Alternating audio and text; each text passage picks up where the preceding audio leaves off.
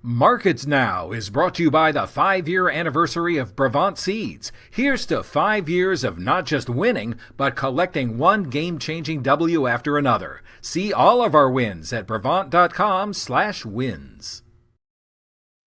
And thanks for joining us for Markets Now. I'm Michelle Rook with Rich Nelson of Allendale. And as we start off a Wednesday, we're seeing a lot of red on the board. Rich, let's talk a little bit about the corn market first. We had a strong technical day yesterday. We're above the 50-day moving average, or at least we were. So is corn seeing a little profit taking, or what's going on to pressure that market this morning? We have in the past couple weeks at least, we have seen some light fund short covering at least. So a little positive news there, but we really need a little more positive news on a fundamental basis to really change the story yet to really justify this uptrend continuing. So I think we have maybe a little consideration that perhaps we've reached enough for right now without any really major change in the supply demand story here. Yeah, we're probably a little overbought, as you point out. So we did get crop ratings down 2%, but overall, the rating is pretty high historically, right, for corn? Certainly right. And keep in mind, we usually do drop in ratings at this time of year. Very important for us to note. Crop ratings, in fact, right now are the best in 9 years for this specific week. And since the entire data series started in 1986, this is the fourth best rating for this week. So these are still implying, from a rating standpoint, strong yields. And let's talk about yields because Allendale just put out their annual yield survey this morning, and talk about what you saw for corn yield, first of all. That's right. So we completed the results of our 2-week long annual nationwide yield survey. This is a survey of producers, runs 2 weeks long. We've done it for 36 years now. Numbers we found out as far as the corn side, 187.5 bushels per acre, only minimally below USDA's current 188.8. Same story for soybeans, 53.3 bushels an acre, just right next to USDA's 53.6.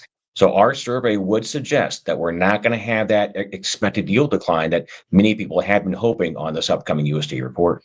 All right, even with all of the disease pressure that we're hearing about with southern rust and tar spot. That sure is right. So we did see some light yield declines from USDA's point of view for much of the eastern Corn Belt. Our numbers for Missouri also showed a decline as well from USDA's view, but that was more or less, much of it was offset with the raised numbers we saw here from much of the western Corn Belt. So despite the fact we have heard some disease pressure and many other issues, we're not quite seeing that show up in the overall farmer survey numbers. Okay. What about soybeans? Let's talk about the numbers that you got there, very close to USDA on that number. That sure is right. So 53.3, right next to USDA's 53.6. This doesn't imply a production adjustment of about 24 million bushels. So it is going to see a lightly lower production number, but it really doesn't change the general story. And also keep in mind here from a producer perspective, our focus really for soybeans is not exactly on the production story. It's on that export story, which is still yet to be known. And we have a lot of unknowns with that export story in the months ahead. Yeah, I certainly want to get into that discussion. But Rich, before we do, let's talk about disease pressure that we have seen in that crop as well. Is that going to have an impact on final yield, as well as some of this dryness, this flash drought that we've seen over in the eastern Corn Belt? That's a very good point here. So we've got the disease pressure. We have the dryness here for much of the eastern Corn Belt and Missouri in August. We also have our upcoming potential cold snap, which does have a lot of people monitoring these issues. The way I look at it is this: for our yield survey, this would imply USDA is probably not going to make any major adjustments for this upcoming report here in a week and a half. What I would suggest is maybe they'll do something like last year, where we did raise yields actually into the October report, then drop them. So I would say that our survey suggested we're not going to see that drop in production for this specific report, maybe to held back, maybe for a month, maybe 2 months time here. All right. We did see a 4% decline in crop ratings yesterday. The market doesn't seem to be concerned about that this morning, or the fact that there's a little frost in the forecast for the northern states, right? That sure is right. And keep in mind for our discussion on these ratings for soybeans, it's not as great of a fantastic story as it is with corn. Keep in mind the corn side, these are the fourth best since 1986, but these are still incredibly strong numbers for soybeans. This is the seventh best rating for this week since 1986. So this, from a rating standpoint, this also would imply still strong yields here. Okay, so we talked about supply. Now let's go back and talk about demand because China's not bought any US soybeans. What's your sense about when or if they will? We have a lot of big questions here for us, and as it stands right now, the questions are more of a concern than anything else here. So China doesn't have anything booked on for new crop at this point, like you mentioned. We also have a minimal amount purchased under the unknown moniker, which is likely Chinese buyers. And as it stands right now, we have weeks until we see any type of agreement between U.S. and Chinese leaders. So we have a lot of concerns. Also, the fact we have a short window to get sales to China. If I had to make a best guess here, last year they bought 22 million tons, 832 million bushels. If I had a best guess, we might have a potential shortfall, maybe 300, maybe even 400 million tons. So I do think China will buy some eventually, but it's definitely, as it stands right now, is going to be more of a limited amount than we're used to here. Right. And the Federal Appeals Court ruling, which basically puts tariffs in question, kind of worked in their favor almost because they can kind of sit and delay this or wait to make a deal, right? That sure is right. So we will get this ruling fast tracked to the Supreme Court. So hopefully we will have some more or less some solid news here on this issue here very shortly. But as it stands right now, yes, we've got a lot of things lined up here in the Chinese favor.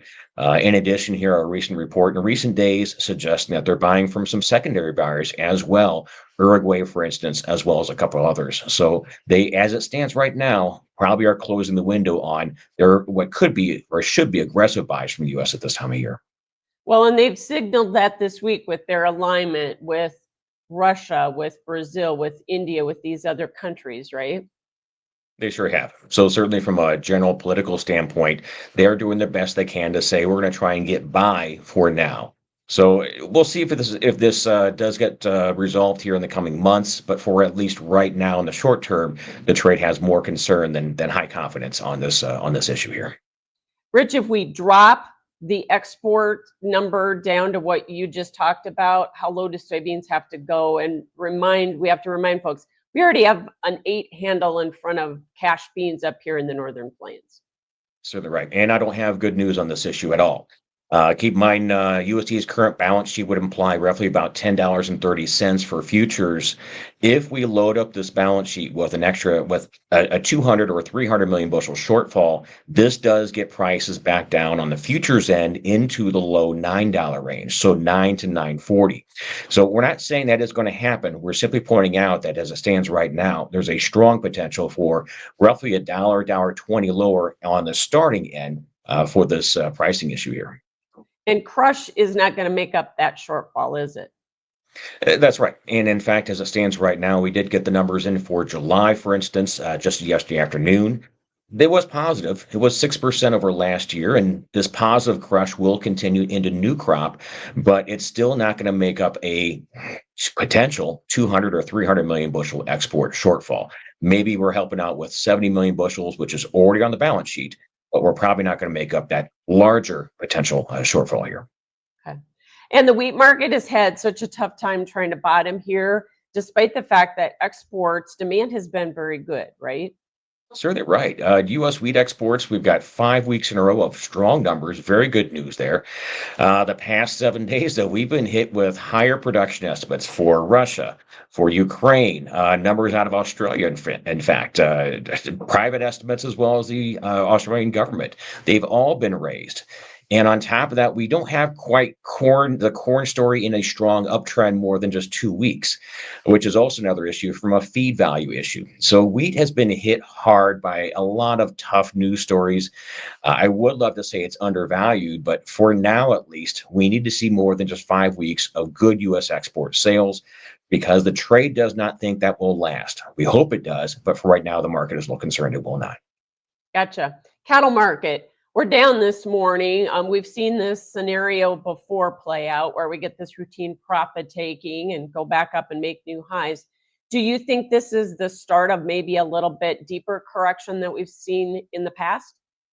It's possible. One thing to note here is we did have our prior 3 weeks of August. We did have some two different packers doing some relatively significant additional cuts in processing. And the issue is for this month, at least one of those two is going back to more of a normal slaughter rate. So we will see a little extra cattle slaughter and maybe a little pressure on that wholesale beef market. So we'll see if that does show up here this week. And also we have maybe some questions at this point in time on whether cash cattle can hold its ground. One lightly positive issue for October futures, they are still implying a discount to this most recent cash trade.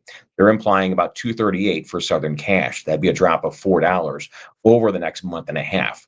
Maybe that's a bullish issue. We can say that even if cash does break a little bit, maybe futures have a light amount of stability under their feet here. Well, the 5 area weighted average was down just slightly from last week, but do you think we'll hold in there this week again or not? I'd say for this week, at least, we might see some more mixed trade. Like you mentioned here, for last week, we saw higher trades for the South.